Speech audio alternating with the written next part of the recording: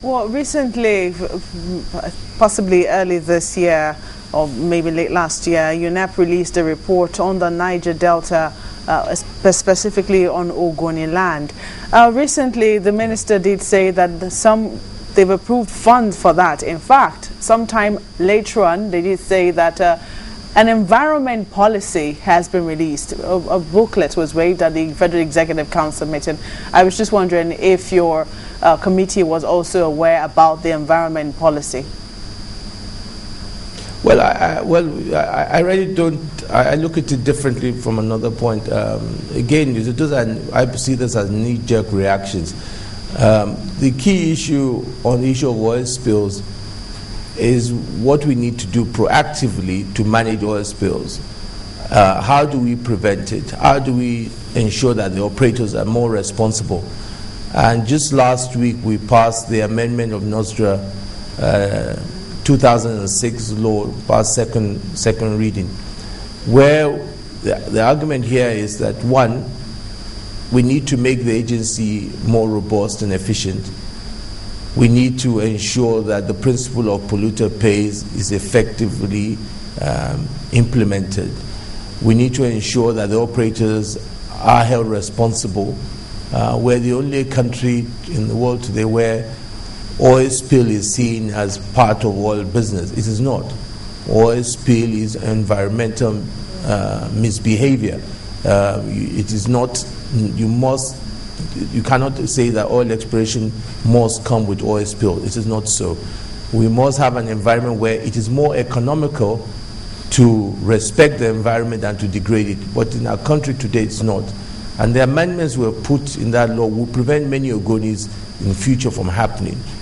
It is because that we don't have laws that make it penalties for spillage. I mean, today, if you look at the law, I think the highest penalty is 1 million naira. I mean, you're talking about multinational companies that, to them, that is not some kind of, there's no incentive to behave, if I put it that way.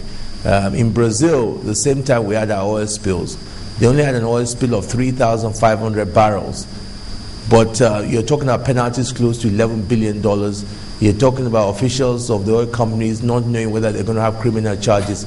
At the same time, in Nigeria, we had spills of maybe 3 times that. At the end of the day, what do we talk about? Maybe clean up, maybe not clean up. So the issue of that, and the argument they will tell you is that there's no law. So it's as much as we can scream and shout and talk about policies, if there's no law to support it, and there's not been, and we hope that by the time we pass this NOSDRA amendment, there'll be penalties for irresponsible action where we have spillage. There's spillage that have happened due to incompetence or poor operation, but nobody's held responsible. And until we change that, then the companies will become more responsible, and I see that oil spills reduce. I think it has to be an holistic approach like that, as opposed to just addressing the problems one-on-one, which is the case of Ogoni. Ogoni is a particular case that was brought to the forelight by UNEP, but there are many communities like that that have suffered the same kind of situation. But I believe that we have laws that make it expensive or make it difficult for oil companies not to respect the environment. Then they will begin to take proactive actions. And so oil spills is not seen as a day-to-day activity or as a normal thing that will follow oil exploration, which is not the case in other parts of the world. Or will you also say that you have seen the environment policy released by the Ministry of Environment recently? Sorry, I didn't hear that. Can you repeat that question? The environment policy released very recently by the Ministry of Environment, are you in the know of it? The environment policy, no, environment policy is released by Ministry. Yes, that is a general that addresses all the different sectors. I mean, I'm talking specific now on oil spills when I was talking to you. I thought that's what you wanted to know. All right, okay. We'll also come back to that proposed, to the bill you're working on. Let's also go back to this flood issue. Has anyone been bothered about the actual cause of this flood? Because when we talk about climate change, there's also the story of Cameroon opening up dam, and sometimes we hear other stories about the water level rising and coming in from the River Niger. Do we truly know what is the cause of this unprecedented flood we're experiencing now? Well, I can't say that we truly know, but what is the belief now? It's a mixture of the three you've talked about. The flooding from River Niger, the dam from Cameroon, and of course a bit of climate change. And I think we'll allow the experts to come back to us and tell us specifically. But even if we just work on those three for now, to address the way forward, I think that is why some of the construction companies to have gone there to look at how do we prevent this, what kind of dams can we build or dikes that we build in future to prevent this kind of level of flooding.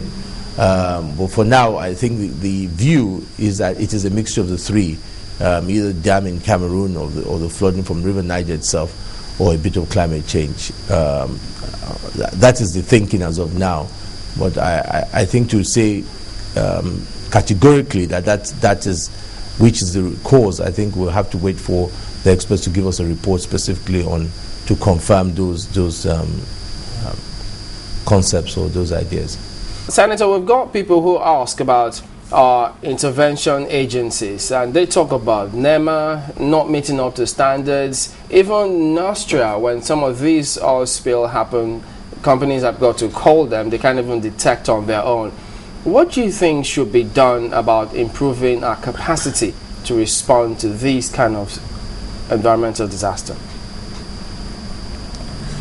Well, I'll take Nostria first, and I'll take NEMA. You are very right that there's lack of capacity.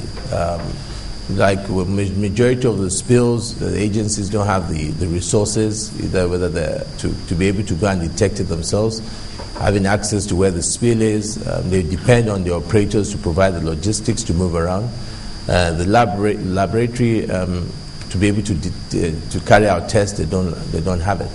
And the only way to be able to do that is to have the law that will strengthen their capacity, provide adequate funding, provide also our capacity to have the right resources to be able to do it.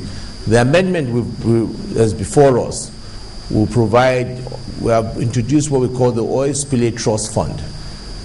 This fund will allow some of the agencies to be better funded and to be able to have enough funds for them to be independent. They don't need to wait for the oil operators to go if they have to go and visit the site. The oil operator are not the one providing the helicopter or providing the boats, etc. So that kind of independence is very important, which doesn't exist now. And for as long as this doesn't exist, they can't be as effective as they should be. With NEMA, we again need to see that these disasters are becoming they're occurring more often than we've seen, and as such we must increase the funding available to NEMA and these kind of response agencies. Can they carry out rescue operations?